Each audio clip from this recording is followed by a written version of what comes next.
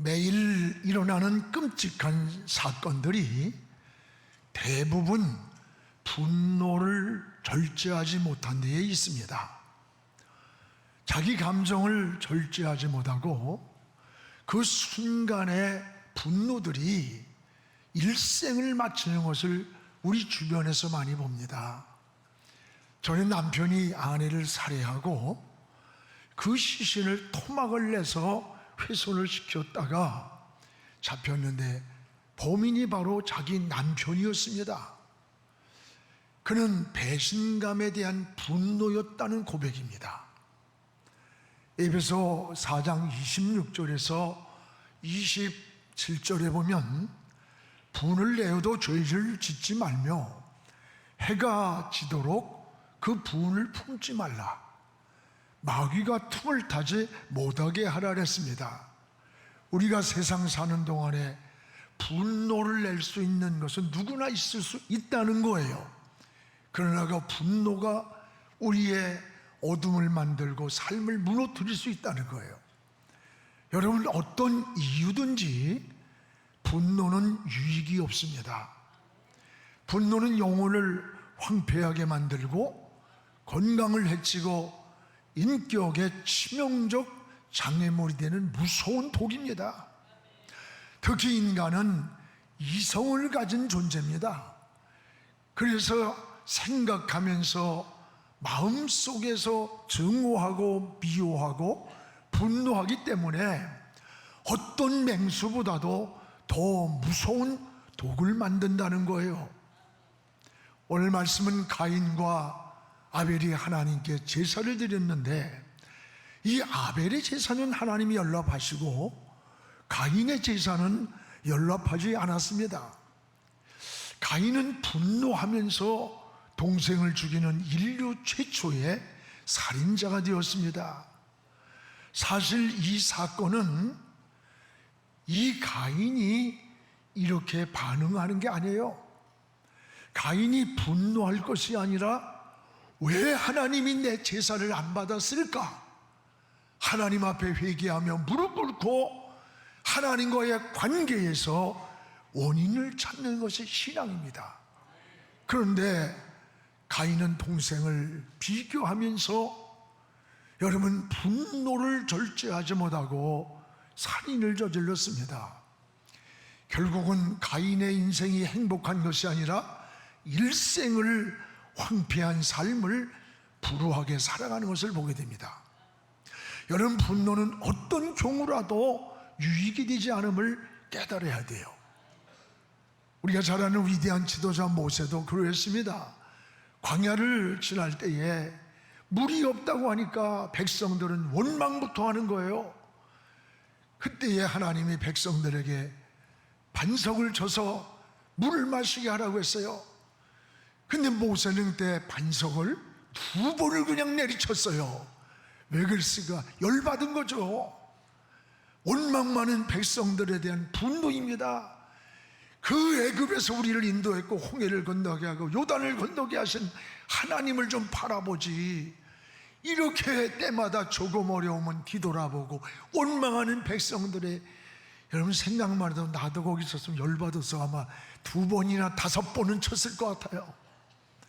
결국 이런 일로 인해서 젖과 꿀이 흐르는 그 가나안을 바라만 보았습니다. 그리고 들어가지 못하는 사명이 멈추는 것을 보게 됩니다. 분노는 치명적인 상처를 줍니다. 분을 잘 내는 사람은 마치 브레이크가 파열된 자동차를 몰고 질주하는 것 같아요. 파열된 자동차를 몰고 브레이크가 파열됐는데 그걸 질주한다면 이건 자신만 파멸되는 것이 아니라 다른 사람에게도 불행을 주는 무서운 것이 되는 거예요. 우리 사회에 이런 일들로 인해서 끔찍한 사고들이 끊임없이 일어나고 있습니다. 그러면 제사가 연락되지 않을 때 여러분 가인은 어떻게 반응을 해야 했을까? 어떻게 반응을? 우리 5절 6절을 한번 같이 읽겠습니다. 가인과 그의 제물은 받지 아니하신지라 가인이 몹시 분하여 안색이 변하니 여호와께서 가인에게 이르시되 내가 분하여 함은 어찌미냐 안색이 변함은 어찌미냐라고 했습니다. 오늘 여러분, 여기에 가인의 분노는 어디서 왔어요? 동생과 비교하는 데서 나타난 겁니다. 그 5절에 제사가 연락되지 않았다면 가인은 하나님과의 관계에서 자신을 돌아보고 엎드려서 하나님 어찌 내 제사를 안 받았습니까? 내가 잘못한 것은 무엇입니까? 깨닫게 해주세요. 이렇게 해야 하나님과의 관계가 회복이 될 텐데 오히려 가인은 분노를 하면서 동생과 비교를 한 거예요. 여러분, 분노하는 가인을 향해 뭐라 그랬어요? 하나님은 안색이 변하면 어찌미냐? 너 왜 얼굴 때깔이 변하느냐? 지적을 하는 거예요. 돌이키라는 거지요. 동생의 제사가 연락됐다고 너하고 무슨 관계냐? 네가 하나님 앞에 바르게 살고 바르게 하나님과의 관계를 회복하는 것이 중요한 건데, 여러분, 이러한 신앙의 가인의 모습을 보면서 가인의 반응이 어떤 것인가 잘못됐음을 보게 돼요. 진정한 신앙이 뭘까요? 동생과 비교하는 게 아니에요. 하나님과 나의 관계에서 해답을 찾고 답을 찾아야 되는 거예요. 왜 하나님이 내 제사를 받지 않았는지 그 원인을 찾고 회복을 해야 하는 겁니다. 그 애매한 동생과 비교하면서 분노를 했던 거예요. 여러분, 신앙생활은 수평적인 관계로 비교하는 게 신앙이 아닙니다. 수직적인 하나님과의 관계를 늘 회복해가는 것, 이게 은혜의 삶이에요. 여러분, 봉사나 헌신을 할 때도 다른 사람과 비교하지 마세요. 기도하고 충성할 때도 다른 사람마다 더 많이 했냐 적게 했느냐 비교하는 거 아닙니다. 이것은 마귀에게 속는 겁니다.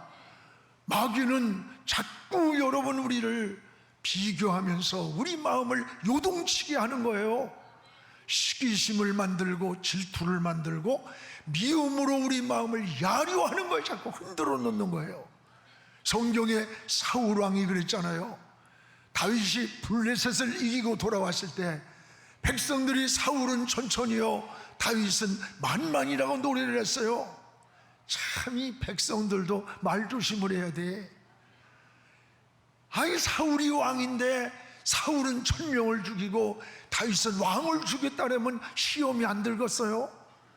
이 백성들이 시험을 들게 만든 거야. 요즘으로 말하면 말들을 조심해야 돼요. 부목사님들도 누가 설교를 잘했어 그랬어. 여러분, 하나님 말씀을 들으면 다 은혜가 넘치는 겁니다. 이때에 사울의 마음속에 분노가 생기는 거예요. 그래서 사울은 다윗을 죽일 틈을 찾기 시작합니다. 그때부터 수금을 타고 있는 다윗을 향해 창을 던졌어요. 죽이려고. 결국은 사울의 마음에서 하나님의 영이 떠나고 악신이 그의 마음을 지배하면서 황폐해지는 거예요. 마귀에게 쏘게 된 거예요. 오늘 여러분의 신앙이 마귀에게 쏘지 않기를 바랍니다. 여러분, 마귀가 사용하는 3가지 무기가 뭔 줄 알아요? 하나는 열등감입니다.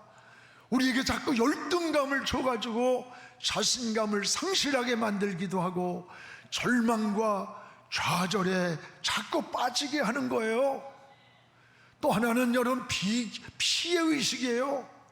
이 피해의식이 강한 사람일수록 상대나 다른 사람을 오해하길 잘합니다. 여러분, 혼자의 마음에서 자꾸 소설을 쓰는 거야. 저 인간이 나한테 이렇게 했어? 저렇게 했어? 하면서 우리가 살아가면서 오해와 이해는 동전의 양면과 같다는 거예요. 오해를 뒤집으면 이해가 되고 이해를 뒤집으면 오해가 된다는 거예요. 분노했던 일들이 시간이 지나고 나서 보면 그것이 80%가 오해였다는 거예요. 오해. 내가 오해를 하며 마음에 소설을 쓴 거예요. 오해로 인해서 분노가 일어나고 영혼이 병들고 마음에 상처가 나고 이렇게 무너져가고 있는 거 아닙니까? 오늘 여러분, 또 하나는 비교의식이라고 합니다. 비교의식이 강한 사람일수록 교만해져요. 나보다 내가 좀 잘하면 교만하고, 또 좀 비슷하든지 못하면 또 이게 절망을 잘하고, 그래서 이런 사람은 시기심, 질투심, 분노가 많다는 거예요. 이런 일들은 여러분, 마귀가 사용하는 무기라는 것을 기억하시기 바랍니다. 그래서 가인의 분노도 아벨과 자신을 비교했기 때문에 일어난 사건이에요. 분노하는 가인을 향해 안색이 변하면 어찌미냐, 오늘 하나님께서 지적한 거예요. 그러면서 오늘 6절에 이렇게 말씀합니다. 우리 같이 읽어봅시다. 여호와께서 가인에게 이르시되 네가 분하여 하면 어찌미냐, 안색이 변하면 어찌미냐. 여러분, 이게 뭐, 너 왜 얼굴 때깔이 변하냐, 너 왜 얼굴 색깔이 변해? 여러분, 얼굴은 그 사람의 마음을 보여주는 겁니다. 하나님이 인간을 창조할 때도 그 인간의 마음을 얼굴을 통해서 알게 창조하셨다는 거예요. 그래서 행복한 사람인지 불행한 사람인지, 평안이 있는지 근심이 있는지 그 사람의 얼굴을 보면 나타나요. 얼굴 속에, 여러분 마음 속에 막 기쁨과 감사가 넘치고 사랑이 넘칠 때는요, 얼굴이 환해요. 눈빛이 환해요. 입이 막 열려져요. 반대로 마음 속에 막 분노가 있고 증오가 있고 시기 질투와 미움이 있고 막 죽이고 싶은 마음이 있고, 그러면서 여러분 다른 사람을 향해서 사랑해요, 아이고 안녕하셨어요, 그거는요 아무리 입을 벌려도 벌써 입가가 찢어지고 눈이 짜릿해가지고 도끼가 들어가 있어. 틀림없습니다. 그래요, 안 그래요?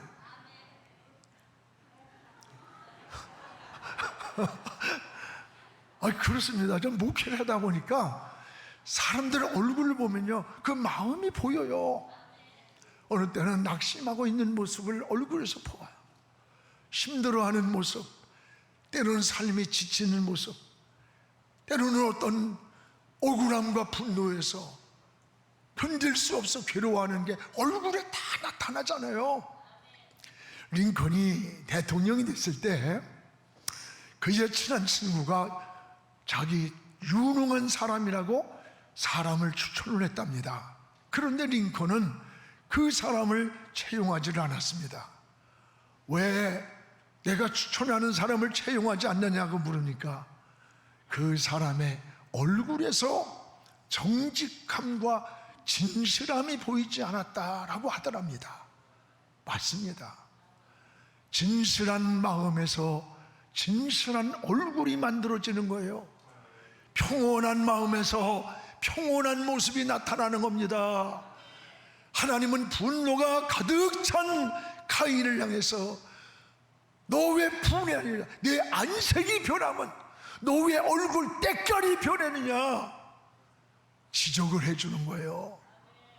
오늘 여러분은 거울을 볼 때마다 내 마음의 거울을 보면서 내 모습을 한번 돌아보는 이런 지혜가 있기를 주님의 이름으로 축복을 합니다. 진정한 변화는 어디냐? 마음에 있는 거예요. 마음의 그 변화가 얼굴에서 나타난다는 거예요. 마태복음 17장 2절에 보면 변화산에 제자들이 예수님과 함께 왔어요. 예수님의 변화되는 모습을 경험했습니다.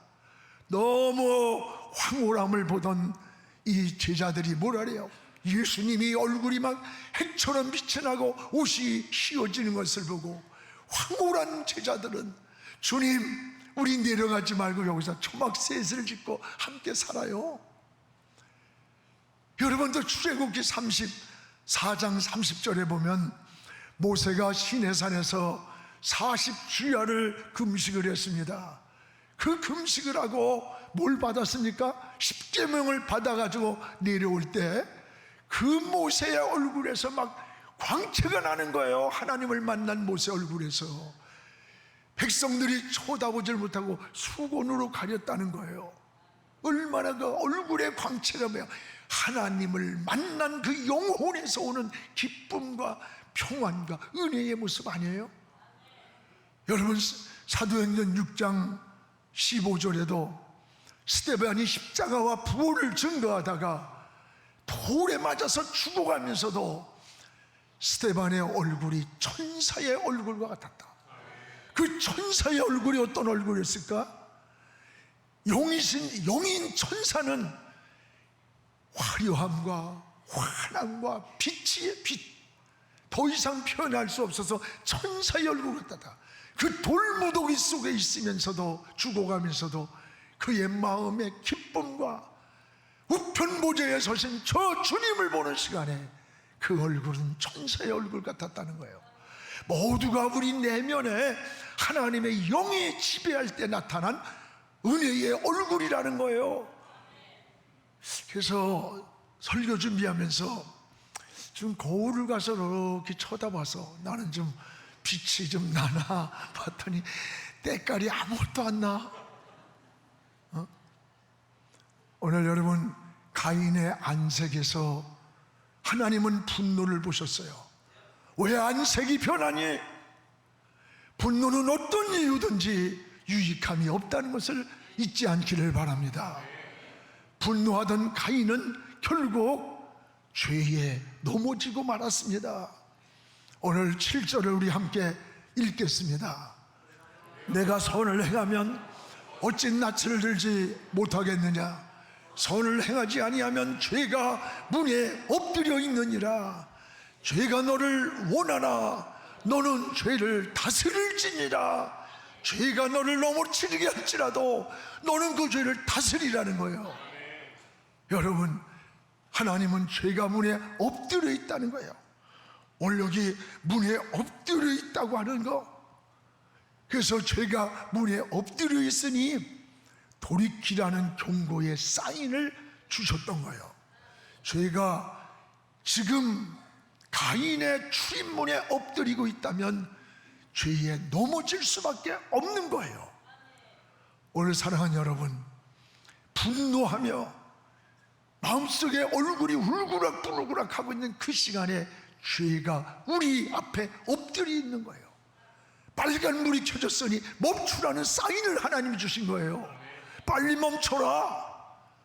여러분, 우리가 사랑하는 이 세상에는 하나님이 우리에게 여러 방법으로 우리에게 경고의 사인을 준다는 것을 잊지 않기를 바랍니다. 때로는 하나님이 말씀을 통해서 경고의 사인을 주시기도 하고, 여러분이 기도하는 가운데 하나님이 사인을 주시기도 하고, 우리의 환경에서 이상하게 꼬이고 넘어지고 장애물이 생길 때 우연이라고 생각하지 말고 하나님 앞에 무릎 꿇고, 하나님이 나의 가는 길을 왜 이렇게 엉킬까, 왜 막힐까, 하나님의 사인을 받아야 돼요. 주의 종을 통해서, 말씀을 통해서 때로는 사인을 주기도 합니다. 이럴 때 빨리 우리는 스탑을 해야 합니다. 멈춰야 합니다. 이것이 은혜요, 이것이 믿음이요, 지혜요, 영에 속한 사람, 하나님의 사람인 거예요. 오늘 죄를 다스리는 것이 믿음의 승리입니다. 그래서 오늘 7절 하반절에 너는 죄를 다스릴지니라. 저는 이 말씀이 굉장히 마음에 와닿아요. 죄에 넘어지면 세 가지 축복을 가로막히는 거예요. 하나님의 은혜가 막힙니다. 죄를 짓고 나면 누가 모르지 않아도 평안이 없어요. 기쁨이 없어요. 안식이 없고 불안한 거예요. 또 하나는 응답이 막힙니다. 이스라엘 백성들이 바벨론 포로에서 너무 오랜 세월 고생을 할 때에 하나님이 우리 버렸나 보다, 우리 기도를 듣지 않나 보다 낙심할 때 하나님은 이사야 선지자를 불러서 이사야 59장 1, 2절에 보면 내가 손이 짧아서 너희를 구원치 못함이 아니야, 내가 귀가 둔해서 듣지 못하는 게 아니야, 너희와 나 사이에 죄악의 담이 가로막고 있다고 했어요. 그렇습니다. 또 하나는 여러분, 축복이 막히는 겁니다. 보이지 않게 막히는 거예요. 자꾸만. 창세기 4장 12절에 가인을 향해 보세요. 가인아, 내가 밭을 갈아도 땅이 다시는 내게 효력을 주지 않는다. 가인아, 밭을 갈아도 효력을 얻지 않는다. 하나님이 우리에게 모든 걸 다스리고 정복하는 은혜와 복을 주셨는데 노동을 하고 일을 해도 소득이 효력이 나지 않는다. 요즘 용어로 말하면 사업을 해도 장사를 해도 열심히 직장 생활하고 돈을 모으려고 하는데도 모이지가 않는다는 거예요. 소득이 나오지 않고 효력이 나타나지 않는다는 거예요. 여러분, 죄는 우리의 축복을 막는 겁니다. 오늘 우리는 죄를 다스려야 합니다. 죄와 싸워야 돼. 피 흘리기까지 싸우라고 했어요. 그런데 가인은 문에 엎드린 죄를 다스리지 못했습니다. 결국은 문 앞에 엎드린 죄에 넘어진 거예요. 넘어진 거.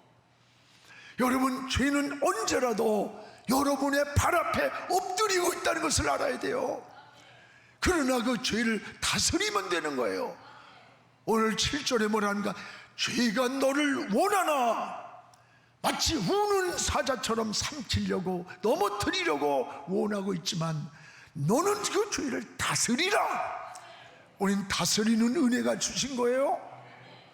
오늘 여러분 환경에서 조건에서 주님을 바라보며 믿음에 승리하는 여러분 되기를 주의 이름으로 축원합니다. 오늘 이 죄에 넘어진 가인의 결말을 보세요. 가인은 죄에 넘어진 그 결과를 어떻게 반응을 합니까? 여기에 8절에 보니까 살인을 저지른 거예요. 그 죄가, 분노가 엎드린 죄에 넘어진 가인은 살인죄를 진 거예요. 8절을 우리 같이 읽겠습니다. 가인이 그의 아우 아벨에게 말하고 그들이 들에 있을 때에 가인이 그의 아벨을 쳐 죽이니라. 인류 최초의 살인자가 된 거예요. 가인은 순간의 그 분노가 평생의 살인을 저지르고 일생을 죄값을 치르면서 살아가는 겁니다. 오늘 12절에 내가 밭을 갈아도 땅이 효력을 내지 않는다. 사업을 해도 장사를 해도 돈을 벌어도 성공을 꿈꿔도 효력이 나지 않는다는 거예요. 14절에 가서 누군가, 가인의 고백이에요. 누군가 죽일 것만 같습니다. 불안과 근심과 두려움에 떨고 있는 모습을 보게 되는 거예요. 바로 살지 않았기 때문에. 이게 가인의 인생이 황폐하게 망가졌다는 것을 보여줘요. 사랑하는 여러분, 죄는 무서운 겁니다.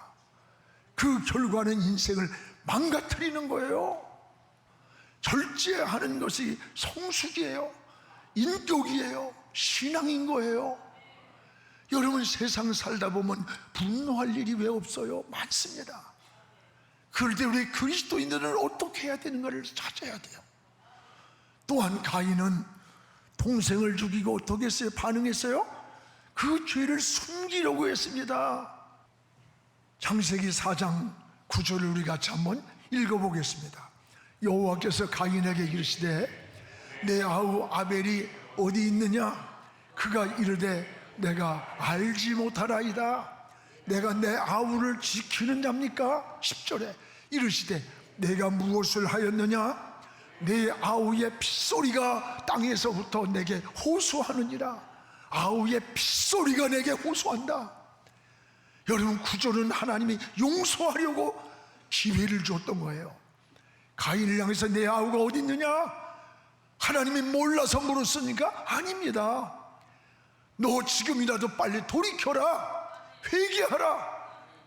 용서를 해주겠다는 하나님이 끝까지 용서하길 원하셨습니다. 그런데 가인은 끝까지 거짓말을 한 거예요. 9절에 내가 아우를 여러분 알지 못합니다. 내가 내 아우를 지키는 자입니까? 원망하는 거예요. 여러분, 거짓은 마귀의 속성임을 알아야 돼요. 눈을 만드신 하나님이, 귀를 만드신 하나님이 어떻게 우리의 것을 모르겠어요? 다 알고 계시는 하나님 앞에 이것이 어리석은 인간의 모습이라는 것을 깨달아야 됩니다. 10절에 하나님이 뭐라고 진노합니까? 내 아우의 핏소리가 땅에서부터 하나님께 호소하느니라. 저는 이 말씀을 읽으면서 가슴이 저려왔어요. 여러분, 여기 호소한다는 말은 살려달라고 막 비명을 지르면서 애원한다는 뜻이에요.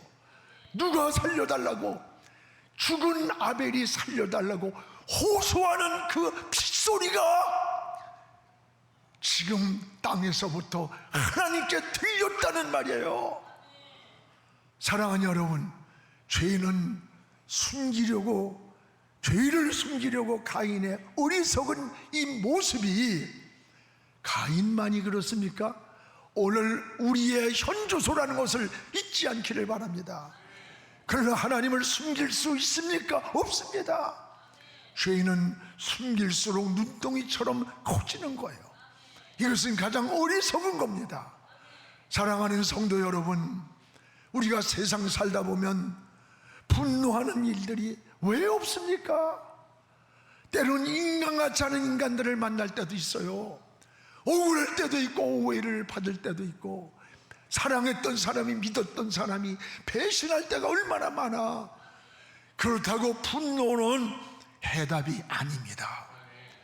이 분노는 신앙인들은 어떻게 신앙으로 답을 찾고 해결해야 되는 거예요. 그래서 히브리서 12장 2절에 믿음의 주요 또 우리를 온전케 하시는 저 예수를 바라보자 합니다. 예수를 바라보라는 거예요. 왜 예수님을 바라보라고 했습니까? 예수님은 우리 위해서 십자가를 지시고 생명을 살렸고 죄값을 치렀고, 십자가에 못 박으라고 외치는 저들을 용서라고 하신 마음이에요. 우리가 용서할 수 없는 것, 우리가 분노할 수밖에 없는 환경에서도 예수를 바라볼 때 그 예수의 피가 우리의 영혼 속으로 흘러 들어오는 거예요. 그래서 우리의 마음의 분노와 절망을 녹여주시고 우리의 영혼을 치료하고 마음을 치료하고 우리의 삶을 치료해 주시는 겁니다. 또 하나는 뭐예요? 자신을 다스려야 되는 거예요. 우린 가장 큰 싸움은요, 자신과의 싸움임을 알아야 됩니다. 여러분, 기도할 때 분노를 다스릴 수 있는 힘을 하나님이 주시는 거예요. 기도는 하나님의 힘을 의지하는 겁니다. 기도는 하나님께 도움을 구하는 거예요. 기도할 때 하나님께서 문제를 해결해 주십니다. 할렐루야. 진리가 너희를 자유케 한다는 거지. 예수 그리스도 안에 진리 안으로 들어와 주님을 바라보고 무릎을 꿇고, 주님, 내 마음이 이렇습니다, 나는 해결할 수 없습니다, 주님 도와주세요 할 때 진리가 우리를 자유케 하시는 거예요.